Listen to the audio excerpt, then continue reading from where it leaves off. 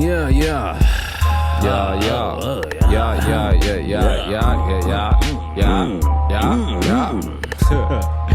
Anyway, Have you ever been over to the US doing music shit or anything? Nah, not yet. I'm really trying to. I think after this year, when I've done some bigger headline shows in the UK, it will probably open me up to that. Um, Yeah, because I found your stuff. I think a friend who lives over in England sent me one of your freestyles once, and that's how I found your music, and I just loved your vibe and all that. oh, no way. That's dope. That's really cool to hear. I hope it keeps spreading because, Yeah, yeah, my fans in America are like some of my like proper hardcore. I feel like you guys, when you support people, you really support them. yeah. It's so funny. When I watch your freestyles, I don't know, is this the thing that's over there? DJs will like stop you right as you're going in. Like they'll Yeah. stop the bro, if that happened in America, the DJ's getting shot. Like that's like Yeah, do you guys know about like wheel ups and no. like oh so in the UK it's a compliment. It's like the biggest compliment you can get. So when a DJ does that, that's like the biggest compliment ever. So for us it's like a big thing, but I know a lot of people, even young people in the UK are like, why do DJs always do that? They can definitely overdo it. That's Yeah. such not a thing over here that when I saw it, I was like, that's such a weird, but that's cool to hear it's a compliment. Because I feel like you're right about to go in and then they stop it. Yeah, it's like it's definitely a compliment, don't worry. But I that's so interesting. Yeah, I speak about this a lot with people abroad and stuff. That's so interesting that it's not a thing so much. Yeah. What's the history behind it? Do you know? I think it's from dance hall music. Like they used to, when MCs would clash each other over dance hall rhythms, like they used to in Jamaica and stuff, they used to like pull up the rhythm and then like, because people would hear the beginning bit and then be like, oh yeah, that song's coming, get gassed and then start it from the beginning. And yeah, grime, if you watch any grime videos of the past, like that's a really big thing in grime. And then, yeah in the UK, like I'm not gonna lie, as a rapper, like when you've got your first wheel up, that's like a bucket list moment. It's like a really big deal here. So yeah, it's interesting that I wonder with Central C and everything, I wonder if that will start to spread over your side a bit more. Yeah. What was your first wheel up they're called? Yeah. What was your first wheel up? Oh, I think it was from like one of the open mic shows I did back in the day. Like I used to get them. I'm not gonna lie, I'm a wheel up queen. I've got quite a few wheel ups now. I think for me, a lot of people because they think I'm always gonna sing, and then I start rapping, and then they're like, oh rah, and they get shocked, and then they're like they wheel it up. I can literally just start speaking, and as long as it's rapping, sometimes they're like, oh damn, like yeah, yeah. Um, Well, it's like the tone of your voice. You're a very like calm. You're a very like. Do you deal with any anxiety? You're very calm when you rap. When you like you're. I really like that. It's like oh, thank you. relaxing almost. Oh no, that's a huge compliment because I'm anxiety ridden. I think a big reason I do music is because it's that one space where I've managed to think about what I want to say and process it and say it exactly how I want to say it. And I think that's why I come across with like conviction. But in my everyday life, I'm not like that. Like loads of people will meet me off stage and be like, "Oh, you're so shy. I just watched you shell it, and now you're all like introvert." But yeah, but I like this dynamic, and it keeps me out of trouble. So yeah. You're quiet. Were you a quiet kid?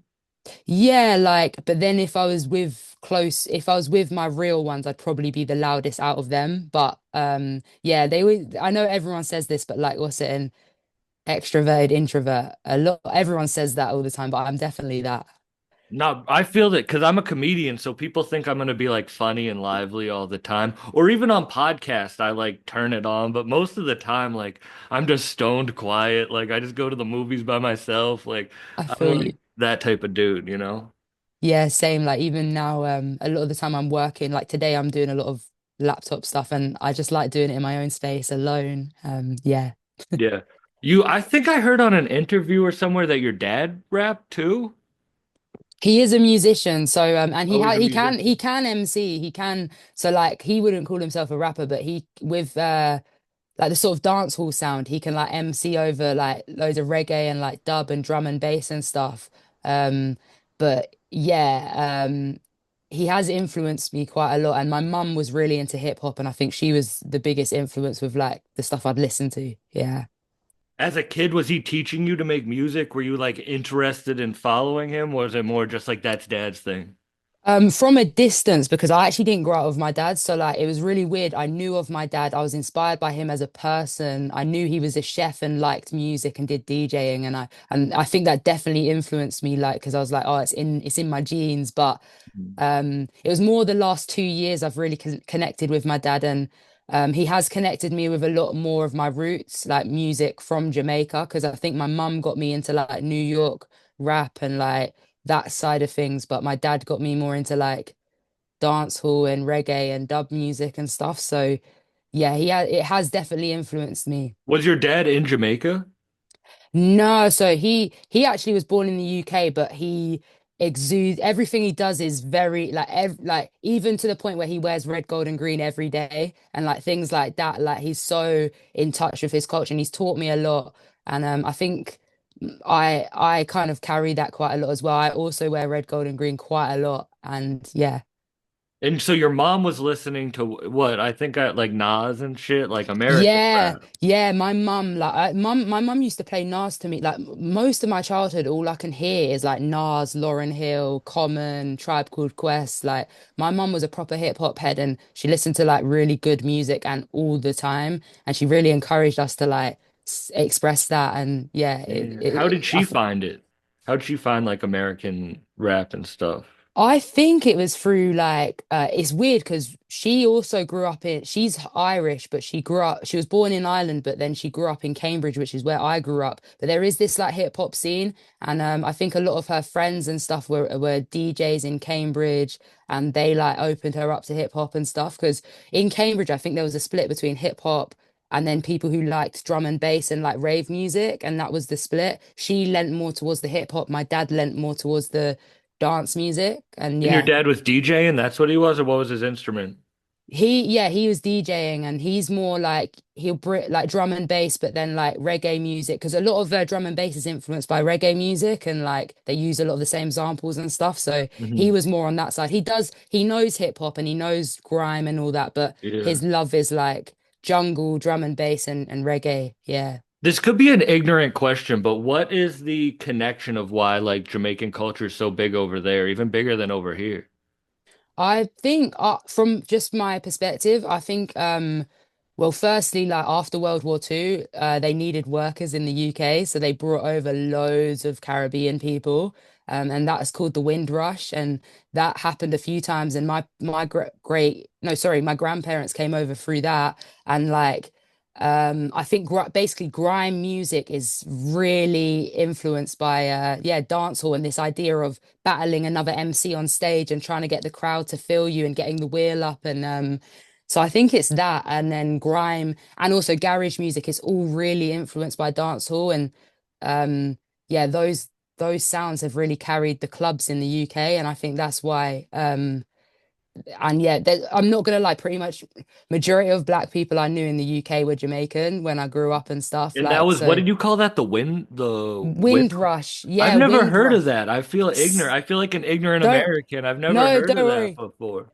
It's you should defo look into that. I'll have to Yeah. send you some stuff because the Windrush generation has shaped like everything in the UK around like black culture.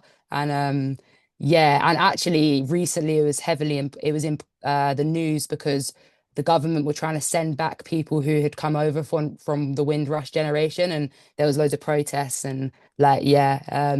But now we've got a Windrush train line in the Yeah. like in London. So yeah, but And yeah, like your it's a whole thing. grandparents, when they came over, they weren't accepted and stuff, or was it Kind more? Yeah, both sides. So I'm Jamaican Irish, so they literally used to have signs in the Oh yeah, UK the Irish saying thing. no blacks, no dogs, no Irish. So when my Wait, parents, you yeah, saw those signs? no, not me, but Oh, I like was my gonna say. grandparents Okay, yeah, yeah, on yeah. both sides experienced that. It was a bit easier for the Irish side just because especially my nan, like she's got a British accent, even though she both her parents are Irish. And like, but even just having the second name, like the Irish second name, you'd get her brothers would always get arrested by the police and stuff. If there was something that happened in the community, they'd blame them. And then yeah, my dad's side also got Like I know it's affected even like my dad's ability to do music isn't hasn't been the same as me because of him being like a young black man in Cambridge in the 80s. Like it was a different time. Um I think yeah, there's a lot of like fetishization but also alienation and stuff. And that's so fucked up because it's so inspired now by it. Yeah, for real. And that's why it's really cool to have like people like Skepta and like even Central C and like I don't know if you know J Hus and Dave and people really Yeah. they're really representing and yeah, it's really important. Was Central C like popular over there? I'm not really into popular music. Like to me, like Griselda's the biggest because that's like my Yeah. favorite. You know what I mean? Like, No, that's dope. My opinions have changed a lot. So like I have my opinion as a consumer and like I'm more like you. I love like I don't know what people call here real rap. That's like really my bag that yeah. I listen to and consume. But I really respect Central C for his work ethic and like because literally I don't think people realize how much work he has done to get to this point. Like this has been like a 10-year graft for him. He's not an industry plant. Like he's really worked for this. And then also, um, I do I do feel for him because also people cuss him out a lot for being ambiguous looking, and I'm quite ambiguous looking, so I know how it feels to be like mixed race and like kind of be judged no matter what you do. And then also I respect it because he's the first person to have that kind of rollout from the UK. Like that's a big deal for us. He is literally opening doors for people like me. Um, and yeah, I don't think I'll ever make the same music as him, but I really do respect what he's doing, and I think it's changing stuff for all of us UK artists. So I'm here for it. Yeah. That is cool. No, it's I have a lot of friends who love him and listen to him heavily, and it's kind of cool because I've never listened I used to listen to Dave before like the Drake features and all that. You know what I Yeah, mean? that's my So it's favorite. like I don't know. I don't listen to his newer. I mean, no, Dave's dope. Dave's dope. But you No, know but what I I feel mean? I'm the Like, same as you. I mostly yeah. listened to Dave when he released. I don't know if you remember that project Six Paths that had like Yeah, that that's was like my amazing. favorite. Yeah, like that's my favorite Dave project ever. So I definitely hear you. And in the UK, the feeling is very similar. Like I'll be honest, people love and hate him. It's really like that. Yeah. What's the real rap that you listen to?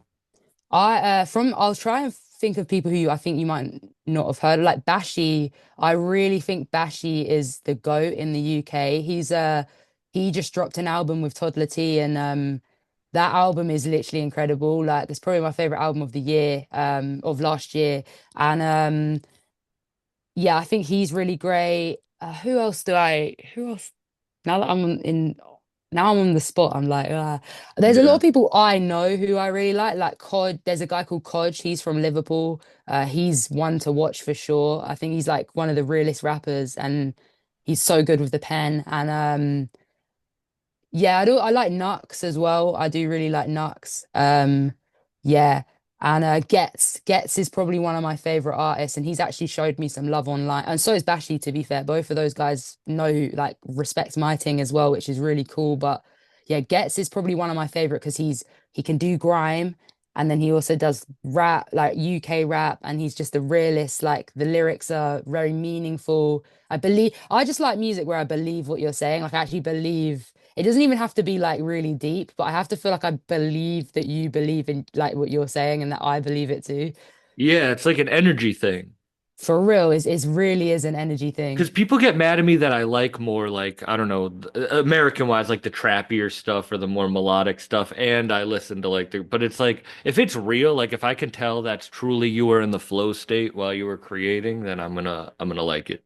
No, I feel the same because there's like people are kind of surprised that I like some Lil Uzi songs and things like that, Hmm. but it's the feeling, and I actually really like quite a few of Yeat's songs. I think yeah, there's something about that guy, and sometimes you just can't. Some people are just so likable, and no matter what, I just love what they do. Like they're just very Yeah. likable people. Honestly, that's why I wanted to talk to you is because I don't even listen to a lot of the like like EDM type beats. Like that's just not. But when you, I forget what was the song I first heard like actual over those beats that I listen to every day now. Oh, the Oh, Sick sick of of the the chat. Chatter. Yeah. Yeah, And I shit. don't listen to those type of beats, but it was just like, is that the reception of the song? You knew what I was talking about. Yeah, yeah, 100%. Like, I'm not gonna lie, even for me, like I only really got opened up to I don't know, beats that are quicker than like I don't know, 150 BPM upwards, like drum and bass and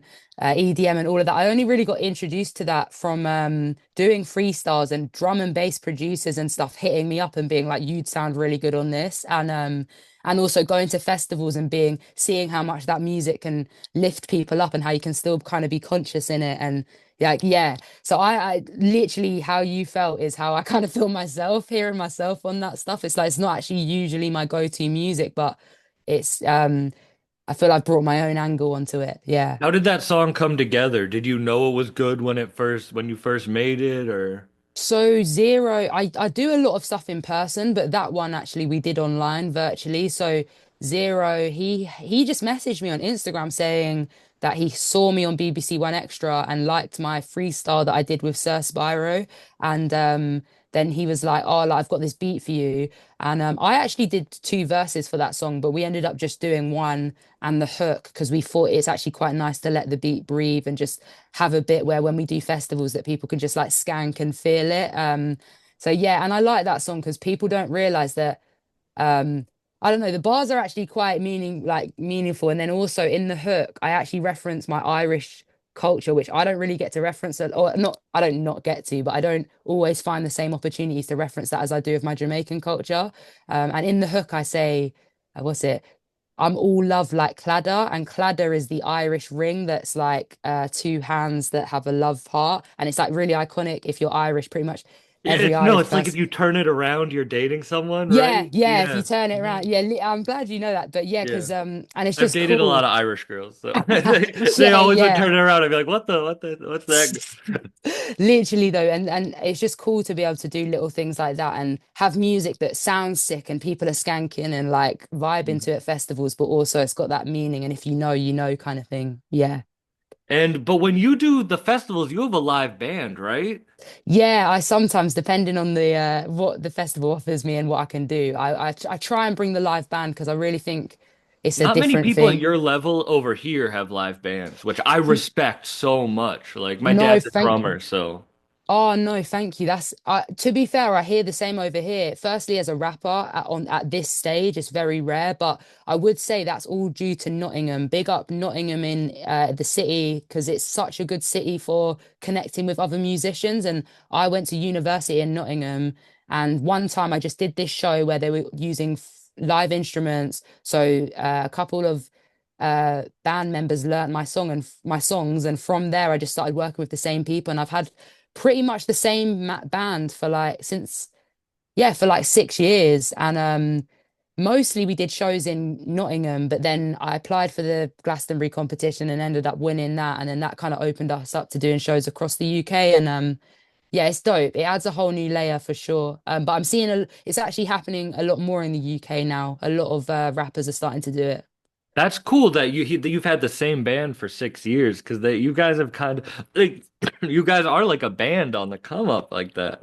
Yeah, no, for real. Like it was the best feeling ever. Like the amount of shows and time they'd taken out when I didn't like, we had no money or budget and they used to just turn up and stuff. And then we ended up doing Glastonbury together and I got to pay them like really well. And like that was just the best feeling ever. That was like a full circle moment. Yeah. Okay, so back to you as a kid listening to music. Are you rapping for your mom? Are you hiding it? Do you even know you want to rap? Like what's No, I love these questions. Yeah, basically I was kind of hiding it. Like I used to write I used to play my CD player and try and be a radio host in between the songs and like things like that. I always was trying to use my voice around music, but I couldn't work it out. Then I was like singing in school a bit. Wait, I you were tried to doing like bits, like you were like that was Yeah, yeah. I'd be like, oh, that yeah. was Michael Jackson. Now I'm some Whitney Up next Houston. we Like, got yeah. yeah, yeah. And I used to always do that. We used to have a keyboard in the house, like I don't know if you have this in America, but you have that. I think it's a Yamaha keyboard where you can do, you click the buttons and it goes DJ, DJ, and does all Yeah. that. Hmm. Yeah, I used to have one of them in my house, and that was really cool because I used to like mess around on that. And we were always, my mum defo would have accepted me rapping. We were really encouraged to be vocal and do our thing, but like I just hid it for a very long time. I used to write, and then when she used to go out, I used to like rap while she was out. And I basically While she's playing you rap.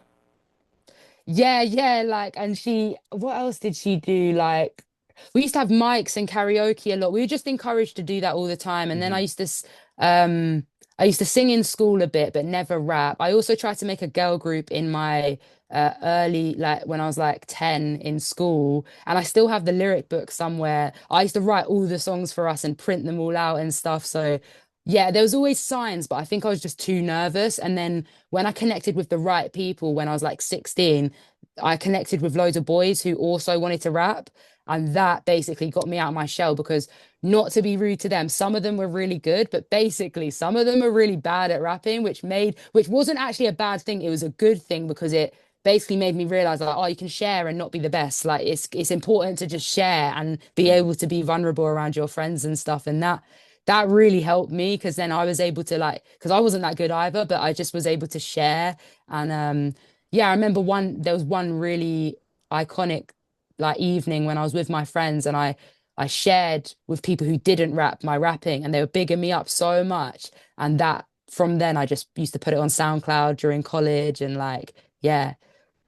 And you were getting accepted when you started rap at 16, like. I'm not gonna lie, I've had it really easy. Like I could have got roasted so much more than I did. Like people really, I think people must have, I think, I'm not gonna lie, I think I was quite a nice person. And like, so then when I was rapping and stuff, I didn't have a big ego with it. So I don't think people were trying to knock me down in any way. Cause I'm not gonna lie, I listened back and not to be horrible to myself, but I'm a bit like, this is actually really bad. Like as if I didn't get bullied for this. Like this is quite bad. But I think maybe they saw the light at the end of the tunnel. I don't know. And I Mhm. really appreciate that because I think if I didn't have that reception, I don't know if I would have carried on, to be honest. I should have carried on, but I don't know whether I would have. And were you So like, this is what I'm going to do with my life to them?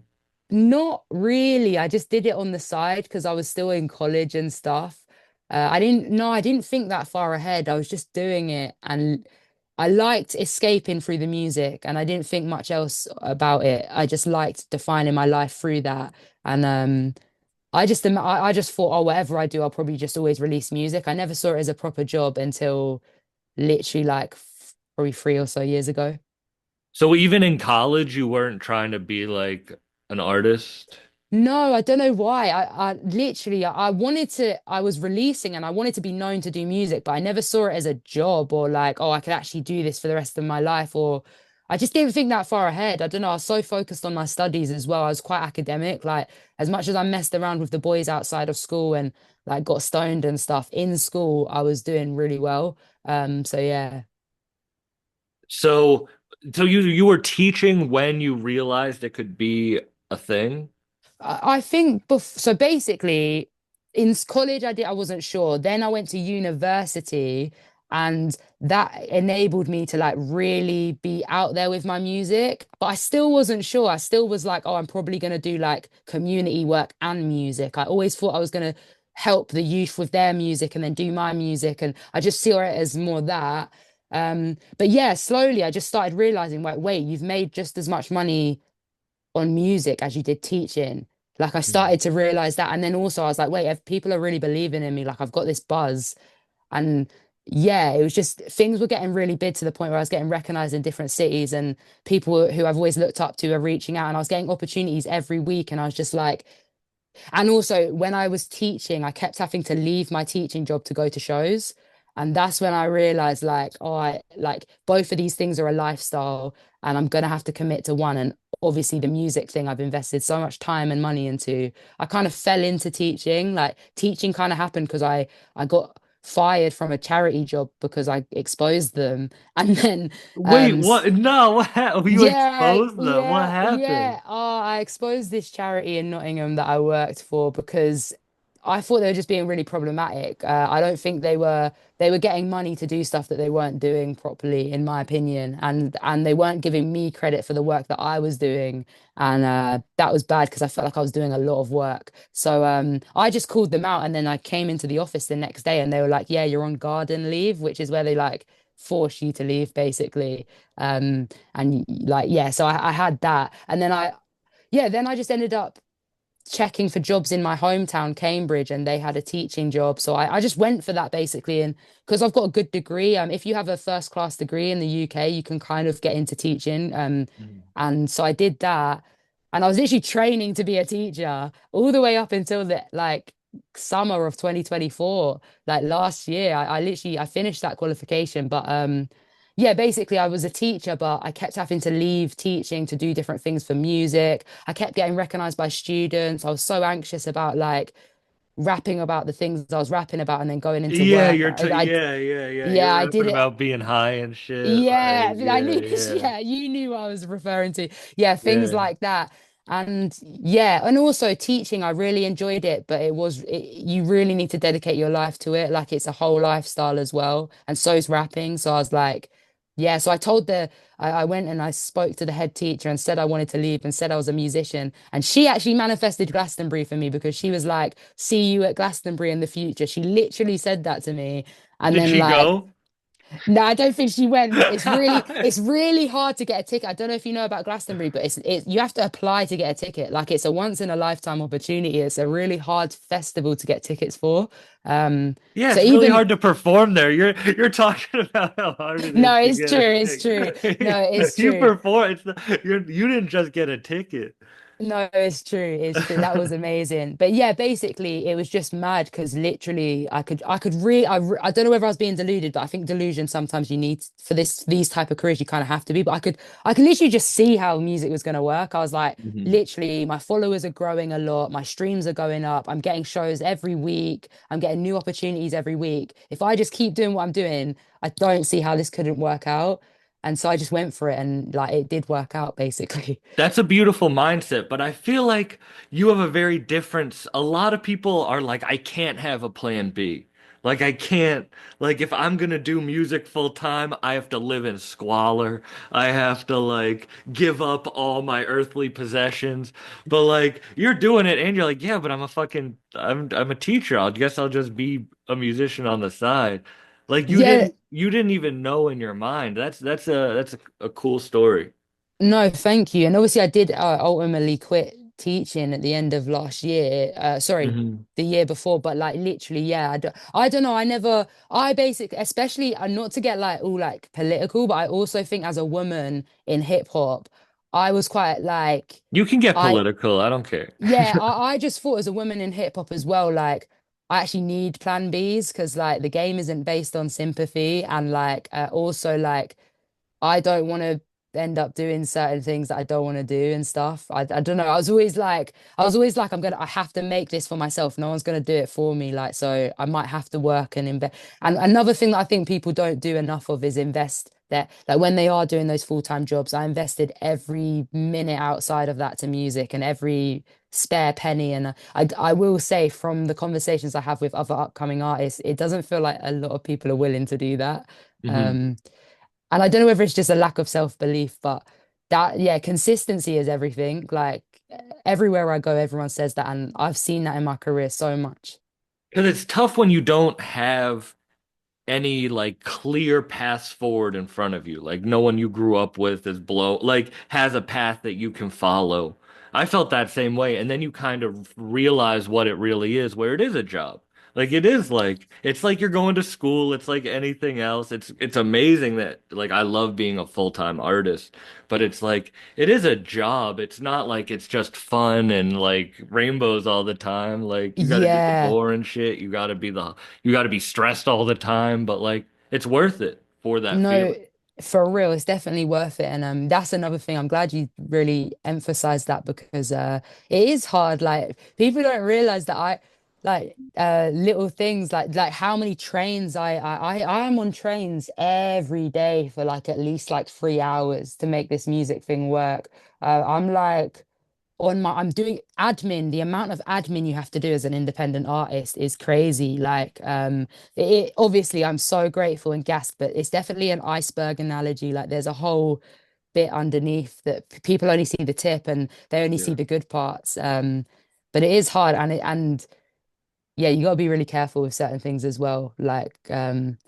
Like even like not showing where I am. Like when I'm in London, I really need to be careful about London's a really every most of my fans are in London. So I have to be really careful about like if I post that I'm in central London, like I've got to wait till I've left and little things like that that I never would have thought of before. But now that I've got more people following me and watching me, I have to think about and stuff. Have Yeah. you had any weirdos?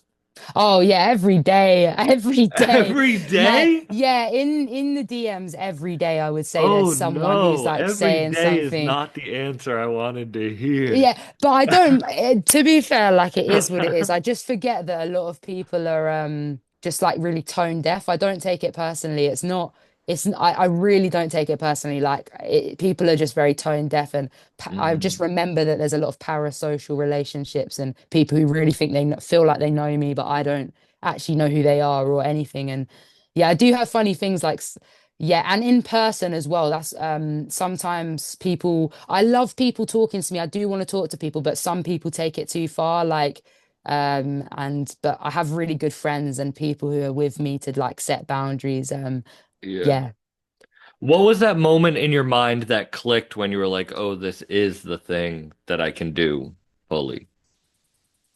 Um ah, I actually don't know. Little I don't know what was the exact moment. I think it's when I've gone to over the years when I've gone to shows and stuff, and people really will emphasize how much they believe in me. Like they'll really be like, nah, like you're even from like 2018 days, people would say like if you keep going, you like I know you're gonna make it, whatever that means, make it. But like just the fact that people have said that to me so many times and like in so many different environments that like I can't really pinpoint it, but that's what made me realize like, oh, this thing is quite special. Like this does like this Yeah. connects with people in a different way. And I can't, yeah, those moments, they're the time that all together have helped me feel that What do way, you really. think that does mean? Like when they say you make, like you're going to make it. Like what do you think they meant by that? What do you think they saw in you? What does that mean to you? I don't even know. I think obviously they think I'm good at rapping, but I think I don't know. I think sometimes I don't know. I'm not great with social cues. So then sometimes I'm very transparent and I think people appreciate the humility um and like the vulnerability in that.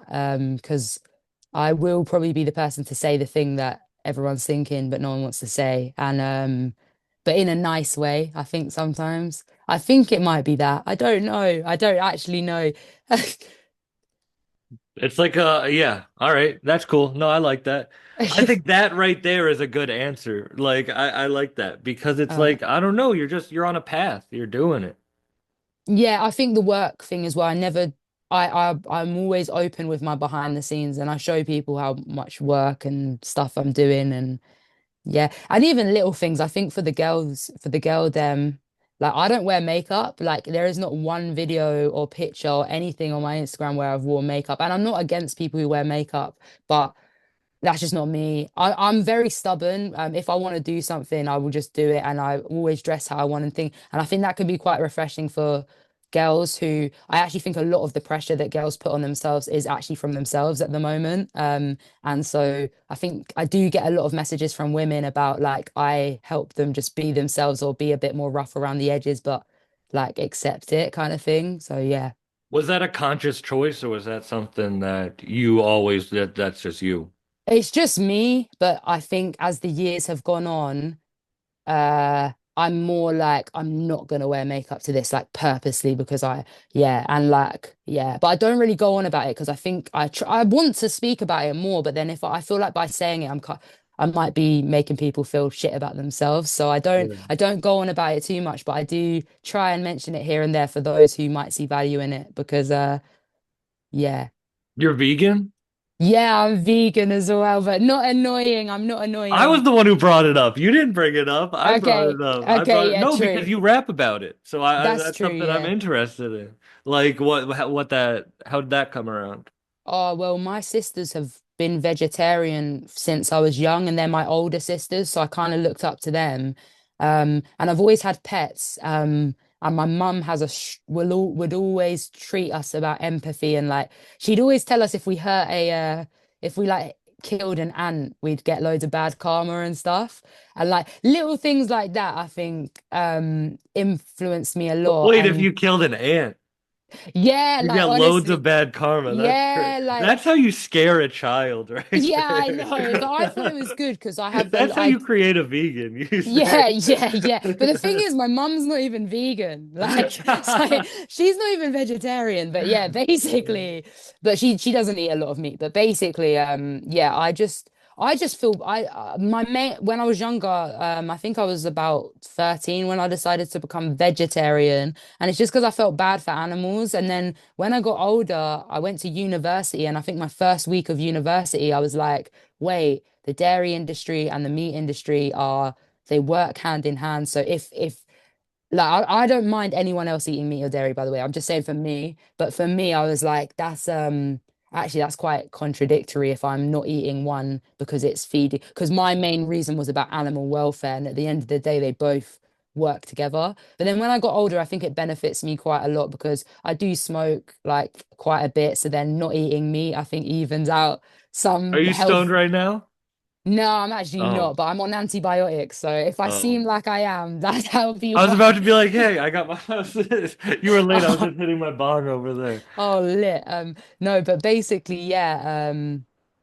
Yeah, I just and then slowly I just thought it is good and like for the environment it is good. And I think I get really annoyed because I grew up working class and I grew up on something in the UK called free school meals, which is like food like Yeah, yeah, yeah. I get. We have help that over benefit. here. Yeah, yeah. And I grew up on that. And like, I have noticed that there's a big divide in the UK. Like, if you're working class, you're way less likely to be vegan and care about the environment in the UK. And that's really annoying to me. So I'm Do trying they to, have the same thing over there where the fast foods are in the poorer areas? yeah, yeah. And all the gambling shops and yeah, Hmm. literally, literally. So yeah, Because it's like my, quicker to get, because it's such a fucked up cycle. It no, really but like, I'm so glad you're bringing this stuff up because this is all the stuff that I like when I studied sociology, it really opened my mind to how everything's like really part of an ideology and it's really difficult to break out of it. Like I criticize capitalism all the time, but at the end of the day, really in the midst of it and I contribute to it so much and it's quite difficult to I break mean, out of. hip hop is a direct like it was created directly out of capitalism, which is such like a fucked up ideology because it's really the only art form that then turns around and goes back and talks about it. Because it was directly created. I mean, if you look at especially American rap and the consumerism of like what American rap is with like just the expensive everything lifestyle, you're Yeah. literally just like mirroring what capitalism is supposed to be. I do feel like, do you watch FD Signifier? No, what's that? Oh, he's a YouTuber from America, but he speaks a lot about this stuff. But he was saying about how did like I don't want to talk too much about Diddy, but how Diddy had such a big influence on that, on the flashiness and the consumerism of like hip hop. And I know it was before that, but I feel like he really escalated that and made that a whole new level of yeah. Yeah. But to the so yes, that's what over there it is that same way where it's like the poor areas you just like load the least healthy things so then you can like the cheap like urgent you have like urgent cares and shit like that. Yeah, it's so similar, honestly. We just have different words for everything, but like yeah, even the area I live in, a pretty working class area, but I have this shed that we've like yeah, there's another story, but basically even if I just walk down my street, there's a gambling shop, there's a pub, there's McDonald's, so yeah, all within like 5 minutes, but there's What's the weed light. like over there? Uh, I don't I think it's good, but it's not very clean. It like I know it's not No, I mean clean. like it's not legal. I mean it's like you can't buy it. Oh, There's not like dispensaries and stuff, right? yeah, I won't say too much. You can't No, buy yeah. Oh, yeah. I don't because like yeah, basically it's illegal. but it's very popular. It's very, very Can popular. you smoke it walking down the street? Pretty much, yeah. It depends Mm. where I am and how whether I want to get looked at like by people and stuff. But really, I'm not gonna lie, you can get away with it with like everywhere. Really, I think the hardest thing is like if you go on trains and stuff, you just got to make sure you wrap it up and stuff. It's the smell is the longest part, like going into shops and stuff. But no Yeah. one really says anything, to be honest. Will you get in trouble on the train smelling like if you You smell like can, weed? you could, but it's this is the problem. This is what I don't like about the UK. So it's under discretion. So the police can choose whether they stop and search you. They get a choice, which Oh, and they obviously, do stop and search. yeah, I've been stopped and searched before for smelling like weed. Oh, When that's I fun. So we had stop and frisk, but that's got banned because they said it was unconstitutional. That you can't just like oh. look at somebody and search them because you're looking at them. See, you can kind of, it's a re like you can really get away with it here because as long as you can justify that you thought that if you let them go, that it would cause like a bigger issue. And yeah, so it always ends up racism and like sexism and things always comes into play and stuff. But I've been pretty lucky overall. Like I do have quite a lot of privilege. Like I'm a woman and I'm light skinned and like depending on how my hair is, I don't get as many looks from police officers and stuff. When your hair is But different, did you get stopped more? Like, I don't know if I haven't actually been stopped more, but I definitely just generally feel more people looking at me like just like the I don't know how I say this, but like yeah white people or like white people who are distant from my culture and the police they definitely look at me more when I have braids than if I have my curly hair because when I have my curly hair I kind of look a bit like innocent yeah. when did you start the braids? Because I feel like Uh that's like part of your look. Like, Oi, big up. Yeah, shout out to Neat Hair, Jess Neat Hair. She's the best. She's the only person who's touched my hair other than my grandma and my mum. I don't let many people do stuff with my hair. And yeah, she actually hit me up. I think it was like 2021. She was like, "Oh, I'd love to do your hair." And I'm someone who my whole life have like had my hair the same. I'm not really out there with stuff, but yeah, she did bits with my hair, and ever since then, she's been a key part of my brand. And I think if I do like big tours internationally, she'll definitely have to come along with me. oh wow, how long did Because it take? she's really quick. She literally, whatever style I get, she only takes around like 2 hours. She's so quick. But I think a lot of people could take up to 4 hours for the type of And thing that she how does. often do you have to get it done? I try 4 to 6 weeks ish. Like sometimes I let my hair out for a bit. But I'm someone who I kind of like the rough look, so I'll keep it for ages. Yeah. Yeah, I kind of like the rough look. How old were you when you smoked weed for the first time? Too young, like 11. 11. Yeah, this is the thing. Damn, that's If younger you're than I ask a lot of people that question, and I think that might be one of the youngest I've ever gotten. It's all I'll say is if people in your family smoke weed, it's very easy when you're Yeah. young to like yeah to get involved. And all my where I grew up, everyone's parents smoked weed, so we were all just like so ready to do that. But I Mhm. don't think we inhaled for a good year. I think we were just like blowing it out. And I How about yeah, drinking? drinking is because my parents don't drink. I didn't really properly drink till like 14, 15.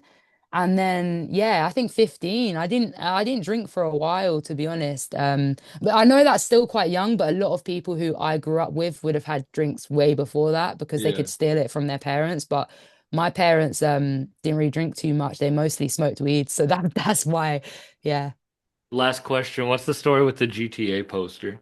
It's the only poster with color on your wall. Yeah, I just love like I'm not I've just played like my whole childhood was shaped around PlayStation 2 and like just that is just a big nostalgia for me and I think Vice City's underrated. I've got San Andreas poster on this side but you can't see it. But I think Vice City like the soundtrack, the aesthetic, I just think it's quite underrated. So I had to get a poster just to like represent it because Oh, you I've were a had the big gamer. yeah, well, not so much now, but when I was younger, yeah. I actually just brought my first game in the last like yeah, first game for a good 5 years. I brought Black Ops 6 because I want to go on Nuketown with like good graphics and stuff. So yeah, I just brought Black Ops 6 and I'm actually going to be doing Twitch stuff this year, I reckon. So look Oh, out for that. sick. Oh, that's sick. Cool. Yeah. I've been doing the live stream and shit. I love that shit. Oh, What I'm were gonna your have to find you. PS2 games? I now that we're talking about this, and then I'll let you go. Thank Oh, you for bless. taking up your Valentine's Day for doing. Oh, no, thank you. You've asked me some really like, this is one of my favorite, this is probably my favorite podcast I've ever done. So thank you. Like, Thank you very much. That means a lot. That really does. honestly, you asked really good questions. So when I come to your ends, I want to meet in person and do something. That would be Well, really we cool. have to do one in person, Yeah, 100%. Yeah. that would be dope. And We'll we'll talk get about, yeah, I blazed. have some platforms. I mean, they you can probably get on, but I know some people like if you ever want to do like on the radar or anything. Yeah, man. When I'm down, we'll do. Oh, that would be amazing.